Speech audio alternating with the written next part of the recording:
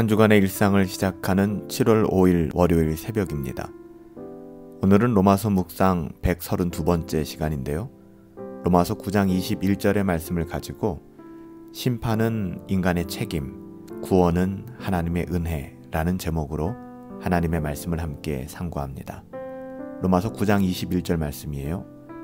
토기장이가 진흙 한 덩이로 하나는 귀히 쓸 그릇을 하나는 천이 쓸 그릇을 만들 권한이 없느냐. 사도 바울은 좀 어렵지만 지금까지 하나님의 주권, 우리의 구원에 관한 하나님의 주권에 대해서 설명해 왔습니다. 하나님의 주권적인 선택과 심판에 관하여 증거했죠. 하나님께서 야곱은 사랑하시고 에서는 미워하셨다는 사실을, 하나님께서 긍휼히 여길 자를 긍휼히 여기시고 불쌍히 여길 자를 불쌍히 여기신다는 사실로 설명해 왔습니다. 이제 사도 바울은 하나님의 주권을 좀 더 정교하게 설명하기 위해 하나님의 말씀 구약 성경을 인용하는데요. 사도 바울이 인용하는 성경 구절은 이사야서입니다. 이사야서 45장 9절 말씀에 보면 질그릇 조각 중 한 조각 같은 자가 자기를 지으신 이와 더불어 다툴진대 화했을진저 진흙이 토기장이에게는 너는 무엇을 만드느냐 또는 내가 만든 것이 그 손에 없다 말할 수 있겠느냐. 이사야 64장 8절 말씀에서도 그러나 여호와여 이제 주는 우리 아버지시니이다.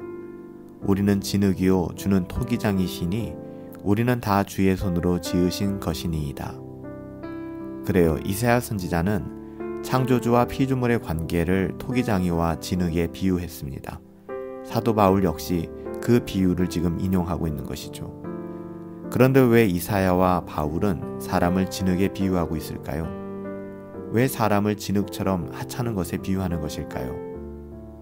그 이유는 모든 사람이 죄를 짓고 타락했기 때문이에요. 로마서 5장 12절 말씀처럼 그러므로 한 사람으로 말미암아 죄가 세상에 들어오고 죄로 말미암아 사망이 들어왔나니 이와 같이 모든 사람이 죄를 지었으므로 사망이 모든 사람에게 이르렀느니라.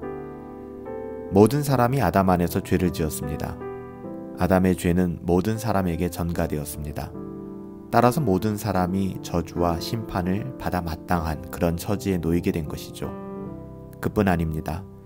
인류는 아담 안에서 죄를 지었을 뿐만 아니라 실제로도 죄를 지었고 지금도 짓고 있습니다.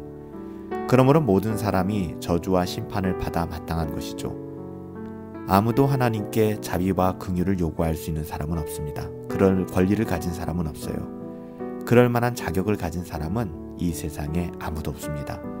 그래서 이사야 선지자와 바울은 사람을 진흙에 비유하고 있는 것입니다. 그러므로 어떤 사람들이 구원에 이르지 못한다면 그것은 하나님이 불의하시기 때문이 아니고 그 자신의 죄에 대한 결과인 것이죠. 그들은 아담 안에서 죄를 지었고 이것을 우리가 원죄라고 이야기하죠. 더불어 실제로도 죄를 짓고 있습니다. 이것을 자범죄라고 얘기합니다. 누가 죄를 지으라고 강요해서가 아니라 악한 것을 좋아하기 때문에 그렇게 죄를 짓고 살아가는 것이죠. 스스로 양심에 거슬려 의지적으로 죄를 짓고 있는 것입니다. 이것이 인간의 죄성입니다. 자발적으로 복음을 거부하며 의지적으로 하나님의 말씀을 가볍게 여기며 행동하는 것. 우리는 여기서 아주 중요하고 명백한 결론을 얻을 수가 있습니다. 만일 어떤 사람이 심판을 받는다면 그것은 철저하게 그 사람의 죄 때문이고 자신의 책임입니다. 하지만 어떤 사람이 구원을 얻는다면 그것은 자신의 어떠함 때문이 아니고 오직 하나님의 은혜 때문에 은혜로 말미암은 것이죠. 그래서 하나님은 내가 야곱은 사랑하고 에서는 미워하였다라고 말씀하실 수 있는 것이며 내가 긍휼히 여길 자를 긍휼히 여기고 불쌍히 여길 자를 불쌍히 여기리라 라고 말씀하실 수 있는 것입니다. 사랑하는 여러분들, 우리는 진흙 한 덩이 같은 인생입니다. 그렇지만 그런 우리를 우리의 어떠함과 상관없이 귀히 쓸 그릇으로 빚어주시고 하나님의 자녀 삼아주셨습니다. 질그릇 한 조각 같은 우리들이 어찌 하나님과 다툴 수가 있으며 하나님께 우리의 어떠함을 요구할 수 있겠습니까? 하나님의 주권적인 사랑으로 우리를 하나님의 자녀로 부르셨고 또 오늘 하루를 모든 죄성을 이기며 하나님의 자녀답게 살아갈 수 있도록 성령 하나님께서 우리 가운데 충만하게 역사하시는 것 아니겠습니까? 오늘 하루도 그 하나님을 바라보시며 우리를 부르신 하나님의 자녀다운 삶을 향하여 한 걸음 한 걸음 이번 한 주간도 살아갈 수 있게 되기를 예수님의 이름으로 축복합니다.